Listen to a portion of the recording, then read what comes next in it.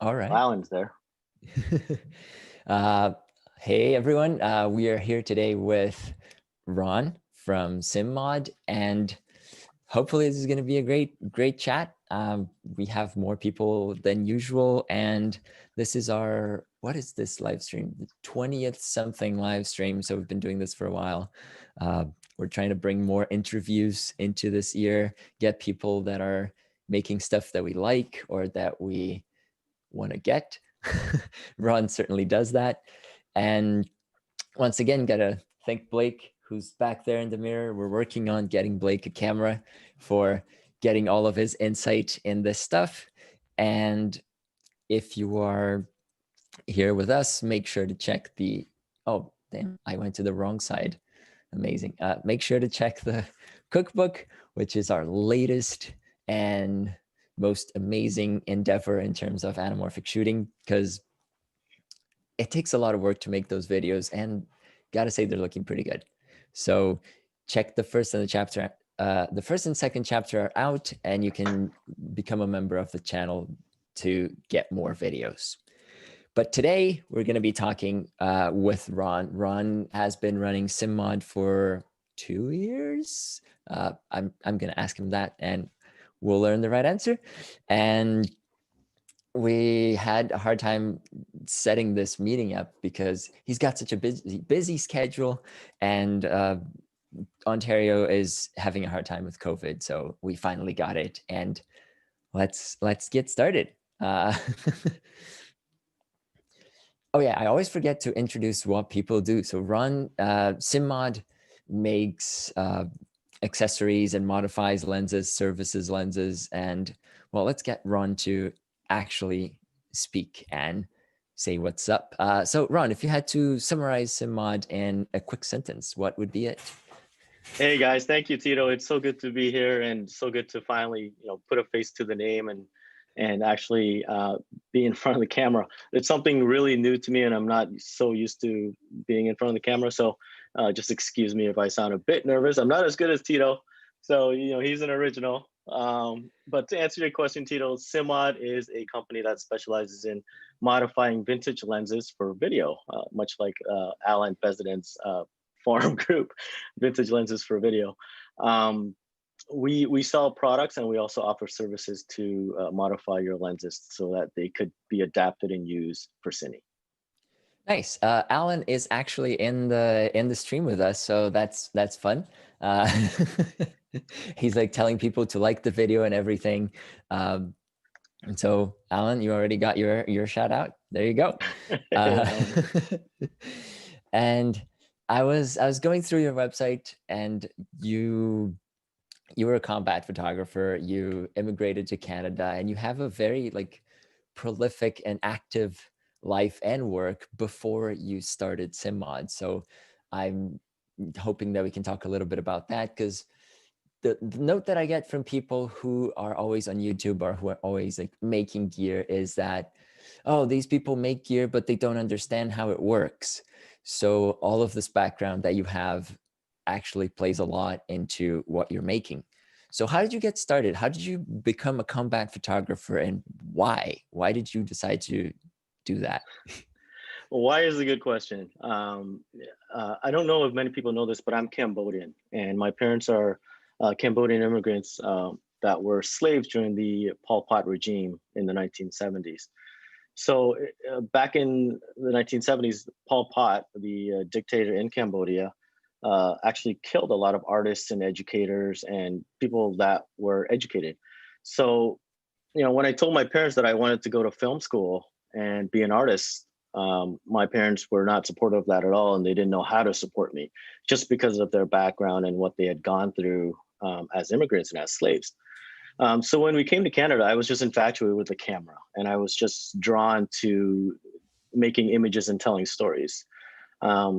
So my parents said, yeah, go to film school, get that out of your system, come back and be a good son and be a doctor or a lawyer. So I said, sure, I'm going to take that chance and I'll go. And I had a great time in film school at Sheridan, met some great people. But just like any film school student, you come out and you have no idea where your next job is. And through the summers in film school, I was shooting just a freelance cinematographer for some of the networks in the news department. So I was always shooting news, and it's something that I really loved back then. So when 9/11 happened, I got an email saying, "Does anybody want to go to Afghanistan?" And I quickly put up my hand and I said, "Yeah, I'm going to go because I'm graduating soon and I don't have a job lined up. So I'm going to go so I can prove to my parents that, hey, look, mom and dad, I got a job."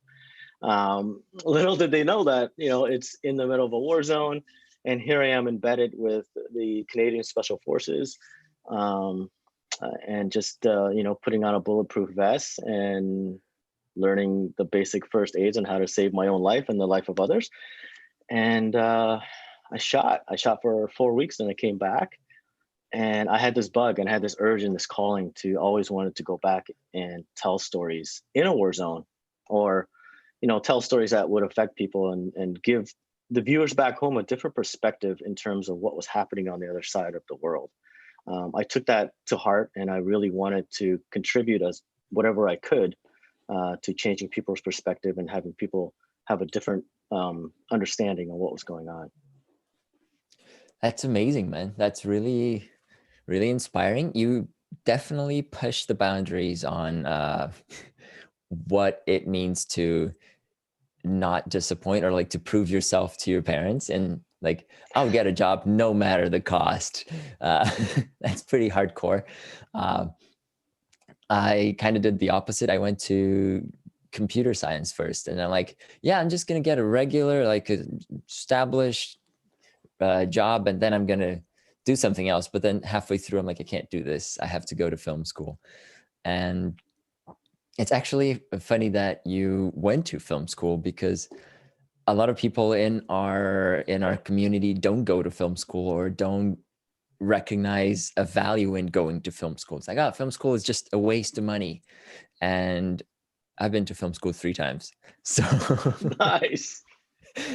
I think I overdid it. Can never But it overdo does, it.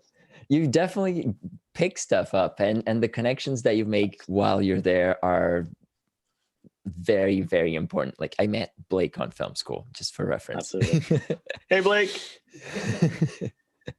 um, okay, so you went to Afghanistan. You went to a bunch of other places. You went to Haiti as well. What year was that? And how many places have you gone in this kind of like risky, putting your life on the line situation?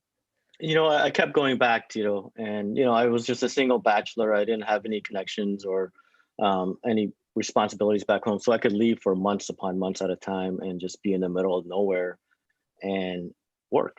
I just love doing it. So I did 4 tours of Afghanistan, two tours of Iraq, Haiti probably a dozen times, Pakistan 5 or 6 times, and all of the dangerous areas where nobody wanted to go, I wanted to be there, and just tell people stories. So I did a lot of nonprofit work as well. So work for like Habitat for Humanity, or Voice of the Martyrs, World Vision, and things like that. So it really gave me a good feeling when I came home, and to know that I was able to contribute in some way. Yeah, I think it's very admirable and inspiring that you were willing to put yourself in this position to help other people, and to tell these stories, that these stories were so important to you that you didn't, not that you didn't care about the risk, that would be Mhm. unrealistic, but that you were willing to face those risks. That's pretty amazing. And how did you transition? What was the point that you were like, no, I better stop doing this, because I have I have to care about, I have other people that care about me. How was that you transitioned from being a combat photographer, storyteller, to a commercial cinematographer? I started dating and I fell in love, Tito. It's amazing what love can do to you, man. Um, I was in Afghanistan one time, and I came back to Canada. I came home between assignments, and I met this girl named Linda. And hot looking girl. I'm like, okay, I have nothing to do on a Friday night. I'm gonna give her a call, see what's up. So she's like, I'm not doing nothing. It's February. It's snowing. I'm like, oh, I'm gonna pick you up. I just came back from Afghanistan. I need some, connection in my life. So we went out, and she was like, Ron, where are you going next? And this was during the Arab Spring in the Middle East. And I was actually assigned to go to Libya with a good friend of mine. So I told her I'm going to Libya, and she says to me, Ron, I don't think you should go to Libya. There's just something, she doesn't feel right. And I'm a hardhead, when somebody tells me, Ron, don't go somewhere, I'm going to be there. So I'm going. Oh, absolutely. I do the same thing. Yeah. Don't do this. I'm like, that's the first thing I got to do. Exactly. So for the first time in my life, I went home that night, and I was like, you know what, maybe there's just something different about her. Maybe I should listen to her. I never listened to my mom, but I will listen to Linda. So I called the producers the next morning, and I said, I can't go to Libya. You guys have to assign somebody else. So my friend Tim went, and my friend didn't make it. And usually Tim and I work side by side, together. And my friend Tim got hit by shrapnel, and he didn't make it. So that was the last time that I did anything dangerous. I never went back to a war zone or went back to anything remotely as dangerous as a war zone again. Ever since that moment, I felt she probably saved my life, because I actually listened to her that night. So I thought to myself, maybe I should transition, and I like this girl. I'm gonna ask her to marry me. So, we got married, and I never wanted to put anyone that I loved through sleepless nights of wondering where her husband is, whether he's going to come home or not. So I never went back. And that was the transition to switch from war to commercial cinematography. Wow. Well, I'm sorry to hear about your friend. That's tough, and I'm glad you didn't go. I sign under your wife's name. That was a good call she made. So when you became a commercial cinematographer, how did you get started? Like, did you take your combat portfolio to an agent? Did you just start like pitching jobs? How did that work? Because those two things are dramatically different. Like people say, oh, film sets are like a war operation, but it doesn't come close. So no, it's totally different. Yeah, it's totally different, actually. You don't usually go to an agent or an agency and show people your combat reel. It does not sell the way products sell. I figured it wouldn't. It's Two not totally the kind of different thing things. that, yeah. Yeah. But I also, like I said, I also did a lot of work for nonprofits. So I told stories for a lot of nonprofits when they had to raise money. So it was a lot of insightful, heartfelt stories that I told through images and documentary. So I used that as my building block. And I showed that to an agent friend that I had in Los Angeles. And he said, okay, this type of storytelling is what brands need. It's what brand storytelling is transitioning to. And this was 10, 15 years ago. And I said, okay, sure, perfect, I'm going to sign up. And he eventually got me work, and he got me more work, and it just kept snowballing. And I became the brand storyteller to go to for a little while, and I won a couple of CSC awards, and it just took off from there. Nice. So yeah, you're a member of the CSC, and for the Americans or Europeans in the audience, there's always a lot of people from Germany watching these live streams. And the CSC is the Canadian Society of Cinematographers, is our own version of the ASC. But since we're in Canada, I'd say we're better, just because a little competition.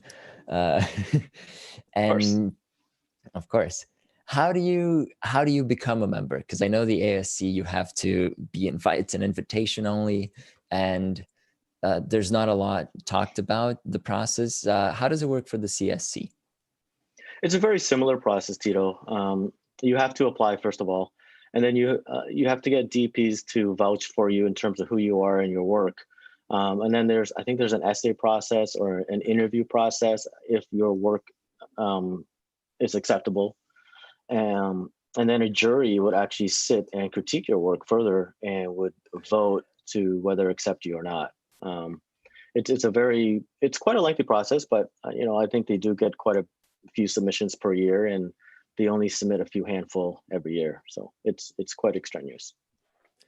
Interesting. Yeah. Not a very comfortable feeling of just having a bunch of very experienced people that do exactly what you do, Yeah. picking little things here and there about the work that you did. That sounds stressful, Mm. but I'm glad you made it. Thank you. I'm very honored to be part of the the group, and it's a great feeling to have those letters at the end of your name, but it doesn't dictate what you can or cannot do. It doesn't say that you're the best or the greatest. It just says that you belong to a group of very talented people that are amazing at what they do. So I love it, and it's great, but it doesn't define who you are. So this means that if you apply for a job, it doesn't mean that you automatically get it just because CSC. Absolutely not. My agent probably puts me up for work along the same guys that just graduated from film school last year, and I guarantee you, I probably lose so many jobs to the guys that just graduated film school. Oh man. Um, yeah. So during your commercial cinematography career, which I mean, you are still doing it every now and then. You're like, hey, I'm gonna send you this stuff, but I gotta fly this other place to shoot something, and I'll be back. That's a thing that happens a lot. Yeah, um, so you're running that alongside SimMod, it's and it's crazy. yeah, how do you manage that? Did you always have a team? Was it just you in the beginning for SimMod? How did it start? Okay, Tito, I'm going to tell you something that I've never ever told anybody before, and how SimMod got started.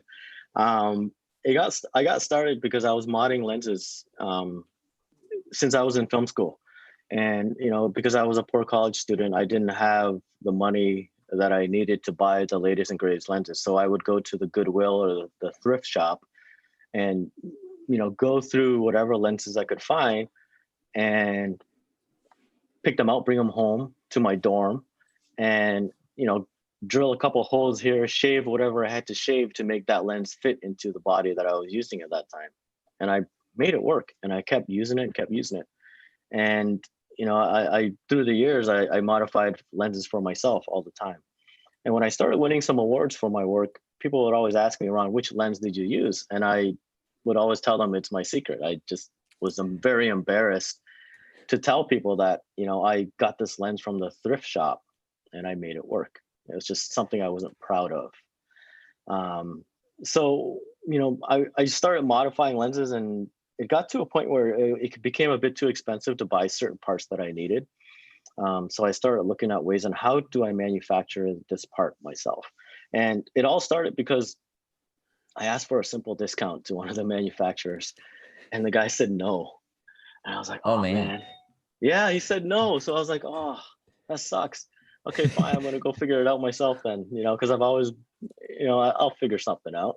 So I Yeah. did, and then I never looked back. And a lot of people think that SimMods is a big company. When we first started, we probably have this building, you know, in some big city, but we never did. I started out of our spare second floor bedroom in the middle of nowhere, Indiana. That's where I started. And it was Amazing. the funniest thing. It was the funniest thing because when we started, the first year, people would ask me, "Hey, Ron, we'd love to come tour your facility." So I'm thinking to myself, "Oh shit, you're gonna come to my second floor spare bedroom because that's where our whole company is based out of." So yeah, that's how I got started. We never had all of this. It started with one product that I made for myself, and then it just snowballed from there. Amazing. Two things. The first thing is, I imagine how this manufacturer, this email chain was like, you're, hey, can you get me a discount? I need 10 of these rings. And the guy's like, no. So like, okay, I'm going to go elsewhere and I'm going to get 1,000 of them. Well, no, seriously, I was spending thousands of dollars at this time Wow. with this manufacturer, and he said no. And I didn't even ask for anything big. It was just something, just a nice gesture to pass along. Yeah. And he refused to, and I didn't take it personal or anything. I just thought, it's a business decision and I have to find a way to make it work. So I did. Yeah, and the other thing is the secret sauce for lenses of goodwill and cheap stuff that is actually very popular now. It's hard to find a lens that's like, oh, this lens is cheap. As soon as somebody says a good lens is cheap, it will be no longer cheap. It's gone. Um, and it's a proud thing when you're like, oh yeah, I won this award, but I shot everything on a $20 lens. And then everybody's like, wow, whoa, this is so cool. Yeah. So I find it funny that we reverted to a scenario where it's not a requirement to have the best and the most expensive equipment to create images. Um, I love that feeling, Tito, and I love passing that feeling down because, like I said, I started from nothing, and I started just with some passion and faith that I would make a dollar to survive the next day. That's how I started, right? So I never thought in my wildest dreams that I would have a lens business or be at this point in my life. Never. I just thought I'd be shooting wars all my life and keep going into war zones and and shooting commercials whenever I had to shoot and have a little house with my wife and be happy. I never thought that I would be talking to you or to everyone right now who's watching, and people would be following me. Never, never at all. So I don't take that for granted. I'm very honored. Yeah, it's an honor to talk to you. Like I think it's the same feeling. I'm like, oh man, Ron runs such a tight ship. It's a very organized business. I remember when I got the first package from you, like I ordered a ton of things. I was like, oh, this stuff is so affordable. I can definitely mod all of my 20 lenses. So I ordered a giant box and I opened and I don't know, I was expecting good quality, but what I got was great quality. And I'm like, whoa, this is it. I am done. I'm going to mod everything forever. All of my lenses will look amazing from now on. Uh, Thank you. and Thank you. and I like if you never said that you started in a spare bedroom, I wouldn't believe. Uh, but now I'm like, I think it's extra cool. It's way more uh, dedication and passion that you've put into this project. Um, and Yeah. you were sim modding since before SimMod was a thing, I Yeah, guess. yeah. I mean, I'm up late every night, Tito. I mean, we don't make anything here in North America. We just all the engraving and custom work is done here, but the parts are actually made in China, and that's how we can make them affordable. However, I'm up every night till 2 or 3 in the morning talking to my engineers in China, trying to fine tune our fabrication process and our machining to make sure that our products are to your standards. And it's very difficult because I'm not an engineer and I don't even understand CAD programs or machining or I have a problem measuring things with my wife on how to put up a shelf. That's how bad I am. And here I am making precision parts for lenses, right? And how do I communicate these specifics to a team on the other side of the world who doesn't even speak proper English? So the challenges, as you can imagine, is like tenfold. So, for example, we just introduced our sim trays, our 4x trays with a circular thread. So you can put circular filters into a 4x tray. And you never believe me if I told you that we sent prototypes back and forth about 25 times. And it's just a Wow. square tray with a circular hole and a thread. But my engineering team in China are not filmmakers. They make automotive parts. They make, mechanical parts for big manufacturers. So here I am talking to them how I want this part for cameras. And it's extraneous and it's long and tedious, but I think we do need to go to that extra step to make sure that our parts are of quality because you and I, the way we use our parts on set, it's just very harsh on our products. Oh yeah, yeah. Like a flimsy thing will break up and go flying across the set, and somebody will trip on it. It's amazing. Absolutely. Uh, we got a couple questions here. Okay. Mark is asking, what's your go-to or your favorite customized lens? Do you have, do you run your own lenses? You had a lot of stuff about FD and FL lenses a while back. What do you usually shoot with? Hard questions. Hey, Mark, thanks for your support, man. I really appreciate you and everybody out there. My go-to lens is the Leica R's, actually. I love the Leica R's, and I love the way they're built. And I love the image quality that they produce. You know, it's a very nice creamy skin tone, really nice fall off that's gradual and not super sharp. And that's what I loved about them. And to mod those lenses it's just, they're beautifully made. And yeah, the Leica R's will probably be my go-to, and then the Contax Zeiss is my second. Yeah, that's me. I'm on the contacts train, but now we're gonna see a spike in the already high Leica R prices. Get ready. I used to buy Leica R's for like $400 a lens back in the day. My first Leica R that I modded was a 50 Summicron that I got for $50, and I still have it to this day. Yeah. Oh wow, that's a steal. $50 Summicron. That's something. Yeah. We also got another question here from Afote, and he's saying that everybody mods the Galileo's lenses, the Helios 44. And what's your take on these lower contrast, more, what is it called? Like, I'd say these lenses have more personality, like the Russian optics, character, as compared to Leica R's and contacts. And he's like, how do you feel about those lenses for corporate jobs? What's your take? I'm actually, even though, like I said, the Leica R's are probably my favorite, I will shoot with anything. I love to empower the fact that you could take a $10 or $20 lens and put it to use and tell a story. That's the only thing that matters to me.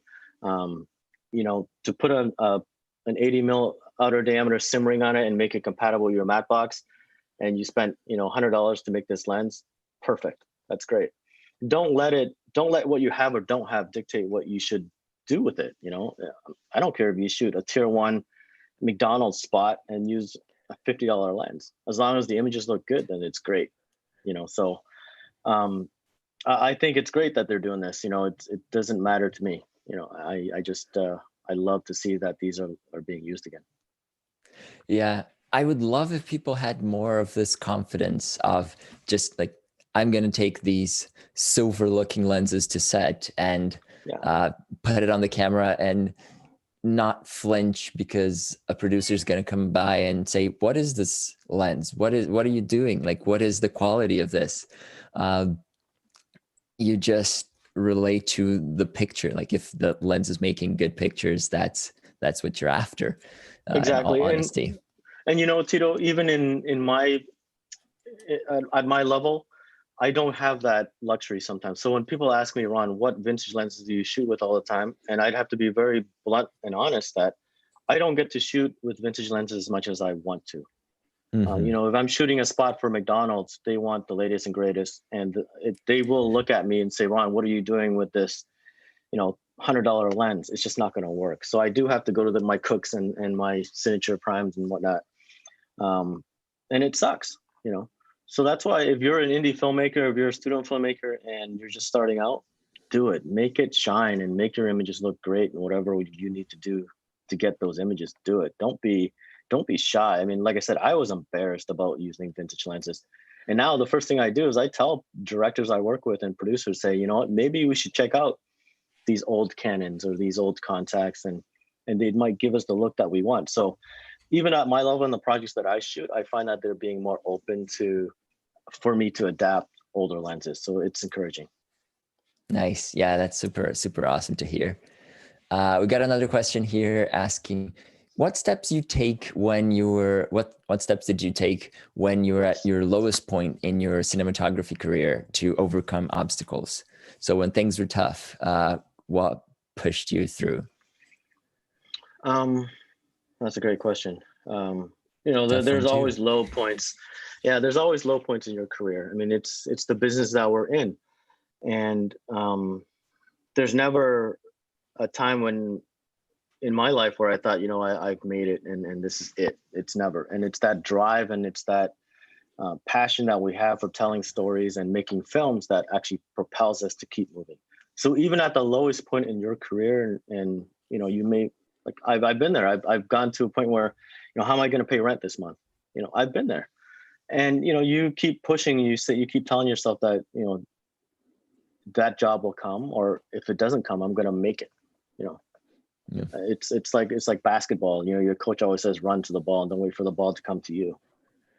Just go to the ball, and if it doesn't come, make it. And that's always been my passion, in terms of figuring out what I want to do in my career. Even early on, coming out of film school, my biggest fear was, how do I fit in this industry? As an Asian Canadian immigrant, son of immigrants, how do I get my foot in the door and get people to trust me to tell their story and make commercials for their brand? That was very difficult for me. And that's why I went that extra step and went to a war zone, just to get experience and just to see the world. And I don't encourage anybody to do that now, but whatever it may be that you need to do it. Don't be afraid to do what others won't do. I mean, don't go to a war zone. Yeah, good. That's wise words from Ron. Don't go to a war zone. Yeah, that's a very relatable thing, especially if you're passionate about what you're doing, about your project and the work that you want to do. That has been a reality for this channel a lot of the times, where I'm like, it's so upsetting that this is not going how I want it.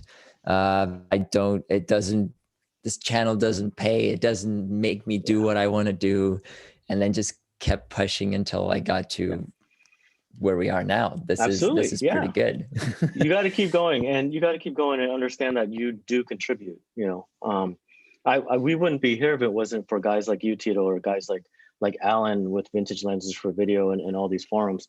Like, you guys are the ones that are allowing us a voice and giving us this opportunity to, showcase what can be done with these lenses. So kudos to you guys, man. That's awesome. Oh, thank you, man. It's an honor. We got more questions here. Let me find it. Oh, so Mark thanked for your reply, and he says he loved the SIM trays and taking photos of them too. We got 95 mil versions coming out next week. Oh, sweet. Oh, wait, I might want those. Anyway, sure. Forrest is asking, what vintage lenses do you most commonly see come through your workshop? So what are people sending you the most? I have a wild guess that it's FD, but... Yes. So the FDs right now are filling up all our safes and all our inventory storage facilities. I have about 180 to 200 Canon FDs right now in our safe. Oh my God. Yeah, there's a lot. And it's causing the prices to go up exponentially. And the second ones that I get the most are contact Zeiss. So it's FDs and contacts. Those are the most popular coming in for modding. But, the FDs, Ed, Mika, and I are working on a system where we're improving the mounts so that it's more suitable for cine. When he first developed that mount, it was for still photographers that would never, ever put a focus gear on it, or wouldn't be required to take the mounts off, on and off on any given day. So it was made for less torque, or no torque at all. But as guys like us put motors on it and take it on and off the body 10 times a day, we put a lot of extraneous strain on the mount. So we're working to improve that mount and add some more features to it as well. So look out for that. And we're also switching from polymer over to brass. So a lot of our time right now is figuring out how do we transition from the polymer material and machining it in brass. So that's where our biggest challenges right now.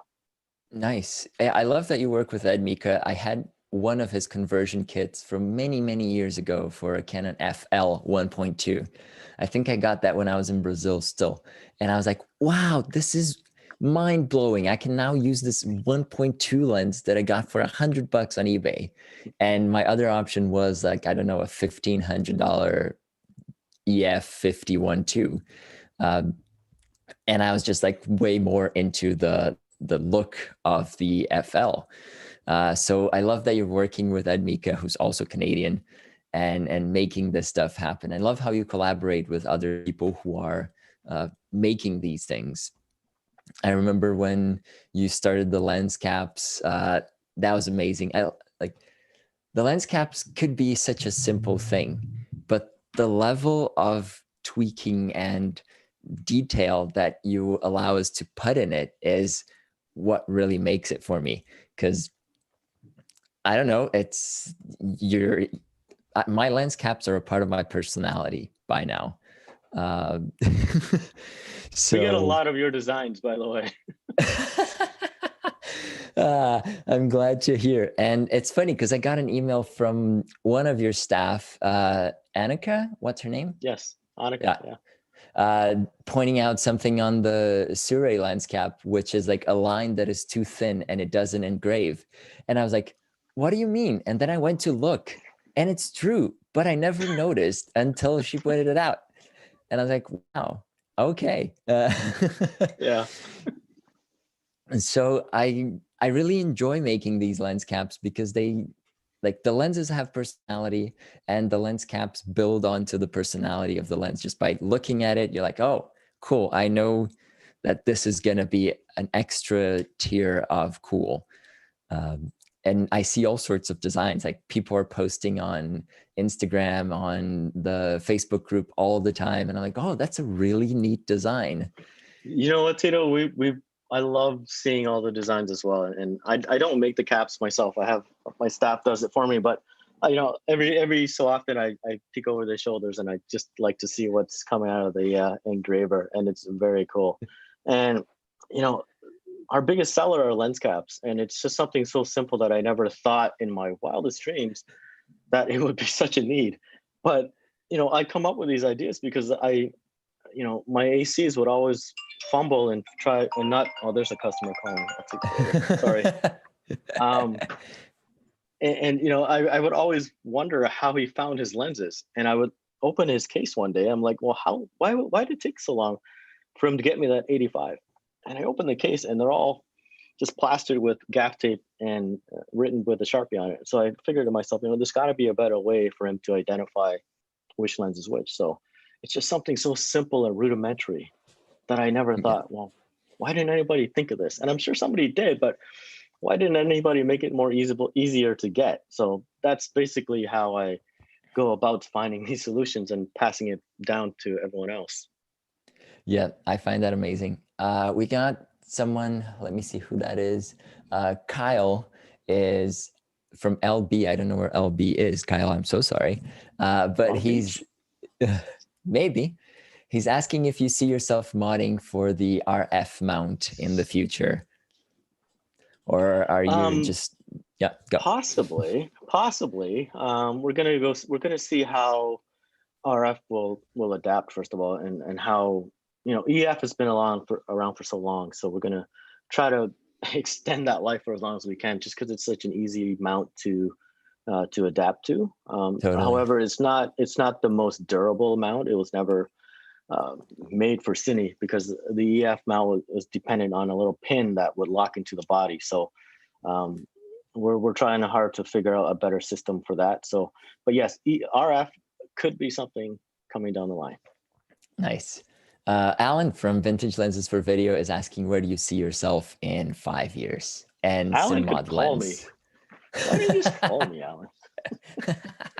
I He love wants to talking to bring Alan. audiences here. I know. Every quarter, Alan and I will have a conversation on the phone. So I love talking to Nice. Alan. Where do I see myself 5 years from now, Alan? Oh my God, you sound like my mother. I don't know, and I don't know, and I'm okay not knowing. And you know, for me, that's my philosophy, because I don't like to stress about where I'm going to be 5 years from now. I just like to be comfortable and content with myself 5 years from now. Just I am now. Whether SIMMOD Lens is still in business, I hope so. Whether SIMMOD Lens Part 2 or some other adventure that I decide to go into becomes the new adventure, perfect. So I'm open to anything that comes my way.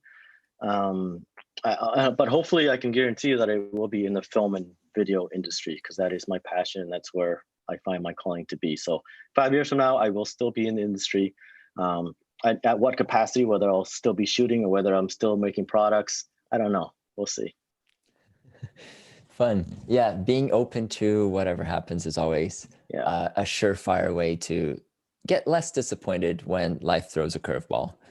Well, you have to be. I mean, it's the training in our business, right? And you just never know what you have to adapt to, because I find it so inspiring that this year alone, even with COVID, on a normal year, I would be shooting 15 to 20 commercials a year, but I've shot 3 the entire year.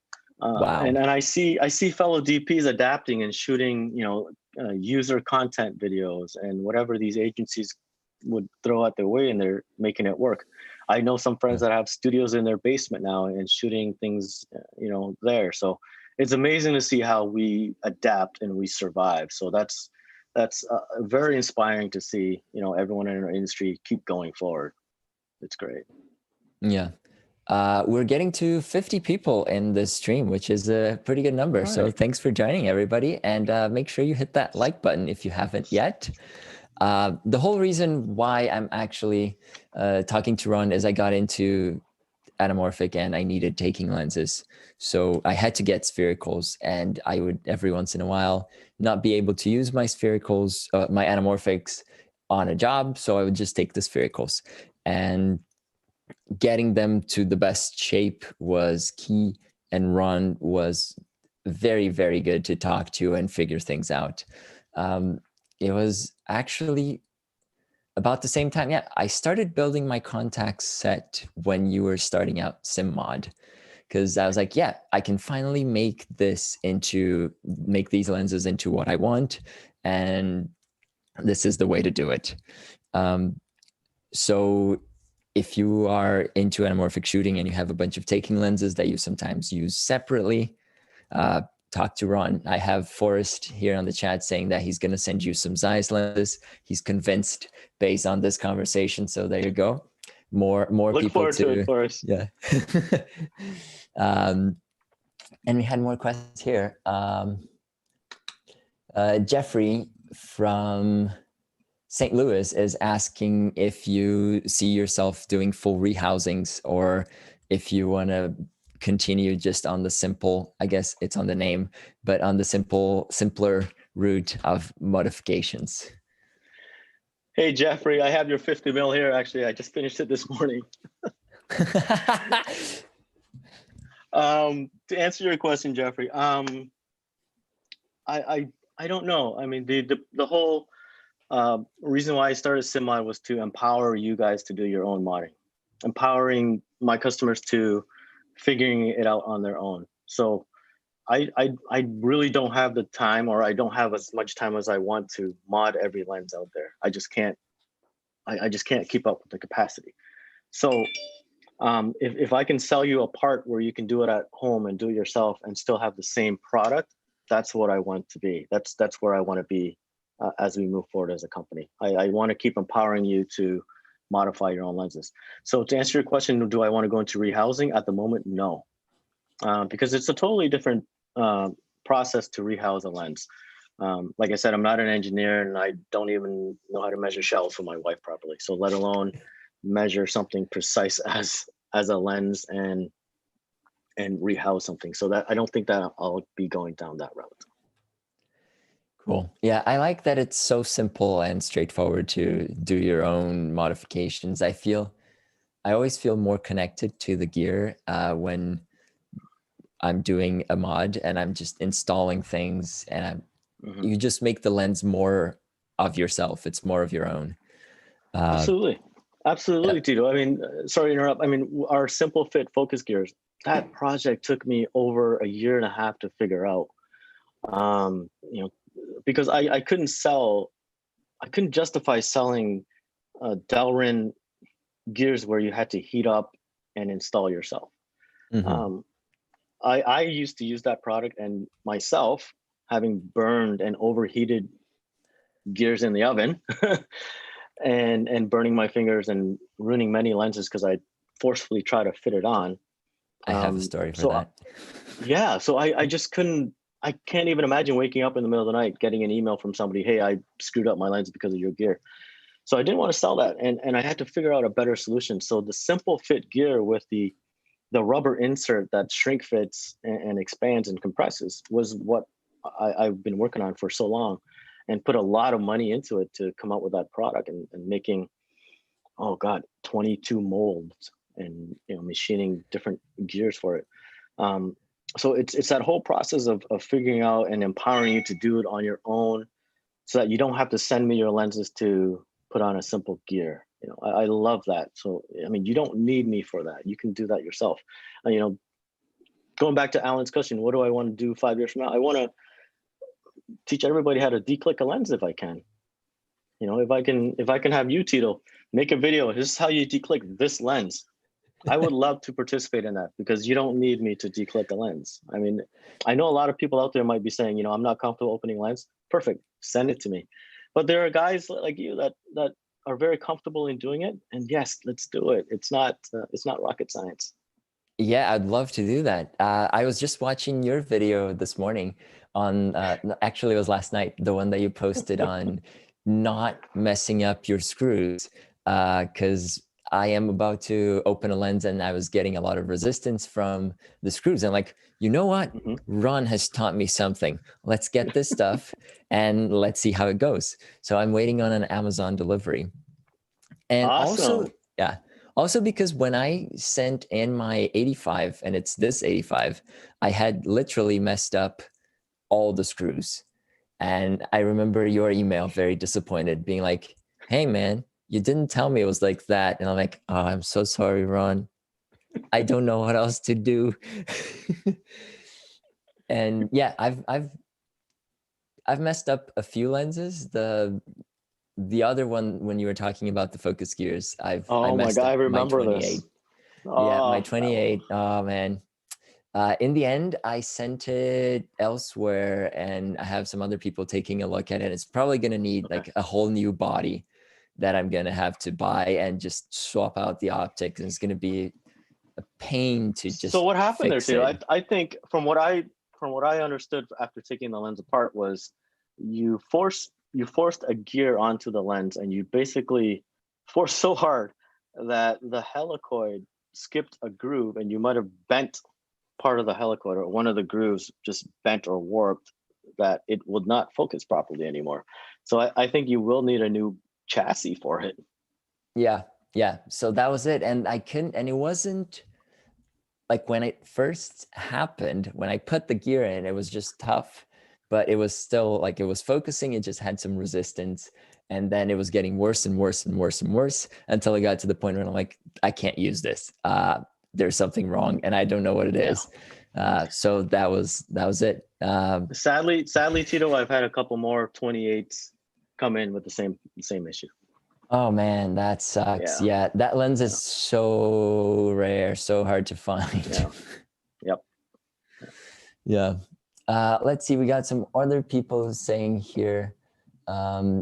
Redkin is asking, what are your views on modding super Takumar lenses? Is it worth the hype, or is Canon FD a better bang for your buck? I have some of both and the chance to ask before sending them in. So what are your thoughts? Super Takumars are amazing. They're so beautiful. They're small and lightweight. They're very well built, all metal construction. Mark Holtz, which is a really good friend of ours, he loves the Takumar. So if you want to learn more about the Takumars, talk to Mark. He knows more about them than I do, and he actually still has my set that I got to get back. They're still affordable compared to the FDs right now. You can still get them for a few $100s, although the price on them are going up as well. And I give it a year, another 2 years, you will see them probably at the same level and pricing as the Canon FDs, and they may not be affordable for long. So get them while you can, and shoot with an adapter. You don't have to modify them to EF. I don't think there's a solution to modify them to EF at the moment. So put a gear on it, put a focus ring, put a front end and a cap on it, and shoot the hell out of it. Do it. Yeah, I never got much into the tax because I think focus is reversed and I cannot adapt. Yeah. I just can't adapt. If you're pulling by hand, it's difficult. Yeah. The Nikons 100%. Are like that too. Yes, never had Nikons. Mark is asking, what are your thoughts on cheaper brands slowly stepping up and making their mark on the cine lens game, like Samyang or Meike? Do you think that's the future, or what is the future of the budget cine lenses? I think that is the future. And I welcome it. I love it. I love seeing other brands getting into the market and making it affordable for everybody to be doing what we want to do and love to do, right? So, I mean that whole thing started a long time ago. I mean, even when you know, you can buy a you know, back in the 5D era, where you can buy, you know, a $2,000 5D and shoot amazing HD quality video. That's when it got started, or even before that. I don't know, but it's been in the making for a long time, and manufacturers just can't charge guys like you and I the price of a mortgage to own a set of lenses anymore. So yeah, that's great. Yes, yes, absolutely. Um, More, we got lots of questions now. Arik is asking if you're planning to mod Canon rangefinder lenses, like the 50 mil Dream lens f90 095. I don't know if it's possible to mod them at all. I guess you can put a focus gear on them, and you might be able to declick them, or I think they might already be declicked. But I don't know. I don't get them enough, actually. I have not seen many of them, so I don't know. Yeah, I don't think there are many to go around. Yeah, Uh, yeah, yeah. and Omer Chada Pictures is saying that your collaboration with Media Division on the Canon FD lenses convinced them to get their own set. So you're swaying the audiences here. I think that was more Nicholas than me. Nicholas is a true storyteller, and his videos are always amazing. He came to us asking if we wanted to collaborate, so I'm always open to working with you guys, and you know, just being a part of whatever's going on in the industry. So that was my philosophy going into that. I never knew that it would sway people to buy more lenses or do what it did, but good for you. If you can get them now at a price where you can afford them, get them, because they're only going to be worth more. Nice. Yeah, I'm working with him for a future episode about Anamorphic, so I'm very excited Cool. about it too. Yeah, he's Awesome. super Yeah. cool to work with. Yeah. Awesome. Forrest is also asking, for those interested in getting into modding lenses, what kind of lenses do you think are best for beginners to practice on? Ooh, that's a hard question. Yeah. Get the ones where you can afford to throw away. You know? Yeah, the stuff that you can break, that you don't Yeah, care. don't spend $2,000 on a Sumo Lux and try to learn on that. So, you know, get a 50 1.8 off eBay that you get for a couple $100 and figure how a lens optic works and how the mechanics operate in a lens. Um, I don't even know what's cheap out there anymore, you know, to learn on it. Yeah. There's some But Russian take glass that is cheap, but yeah. Yeah, Russian glass are a whole different ball game though, just because they're so inconsistent and the tolerances Yeah. on them are so hard to mimic from one lens to another. They're all very different, so it's very hard to find a consistency and learn off of that. However, to learn how a lens works and how a basic declicking, that might be a good one. You know, some Minoltas are still very affordable that you can learn and to declick and things like that. So yeah, there are out there. And then as you open more lenses up, you start to realize that in many ways they're kind of built the same. Every lens manufacturer does things differently in little bits here and there, but the whole fundamental and, you know, the mechanics of how a lens work, you'll realize that they're somewhat the same, and you kind of understand how it works. So it's a good way to learn if you're able to afford a couple $100 to throw away. Yeah, no, I definitely broke a fair amount of lenses when I was just learning what to do. How do I open this? Well, I broke a fair amount of lenses when I Yeah. already knew what to do. So, Mm-hmm. And you know, it's I mean, knock on wood, I haven't done it in a while, but you know, there are times when I will break something. Parts will break on these lenses, and I'm looking for I call them the lens coffins, where I have parts of various lenses that I keep, and I'll go to that and find parts to replace. So it happens Yeah, all the that's time. true. That's true. They can become something else later. We're getting to the end here. I think there's a very good finishing question here on other the Canon FD update. Are there any cool new innovations in the work that you can talk about?